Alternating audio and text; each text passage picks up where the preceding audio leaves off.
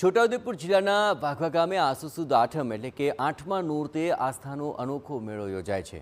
વર્ષોથી યોજાતા આ મેળામાં નિસંતાન દંપતી સંતાન પ્રાપ્તિ માટે વાઘેશ્વરી માતાજી મંદિરે પહોંચી અને બાધા આખરી રાખે છે।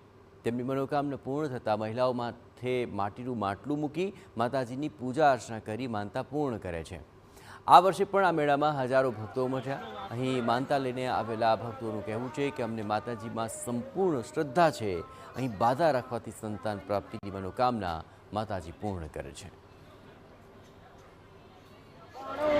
પાવીજેતપુર તાલુકાના દરેક સભ્યો અહીંયા માતાજીની શ્રદ્ધા માટે આવે છે અને શ્રદ્ધા સાથે બેડીઓ ચઢાવે પણ છે અને બાળકનું જે આરોગ્ય છે આરોગ્ય પણ સચવાય એવી પણ શ્રદ્ધા લેતા હોય છે અને અને એ શ્રદ્ધા પૂર્ણ થતા અહીંયા પછી બેડીઓ ચઢાવવામાં આવે છે અને એટલા માટે આ મેળાને બેડિયાનું મેળો એવું પણ કહેવામાં આવે છે।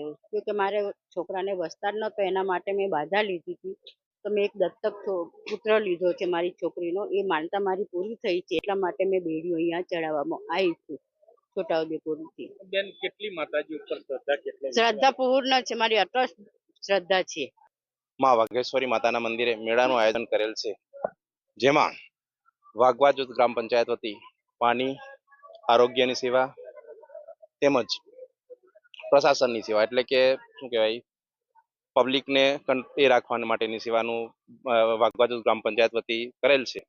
અને આ મેળો વર્ષો જૂની પરંપરા પ્રમાણે અમે એટલે કે અમારા જે વડવાઓ હતા, વડવાઓ જે રીત રિવાજ પ્રમાણે આઠમના દિવસે હવન કરે છે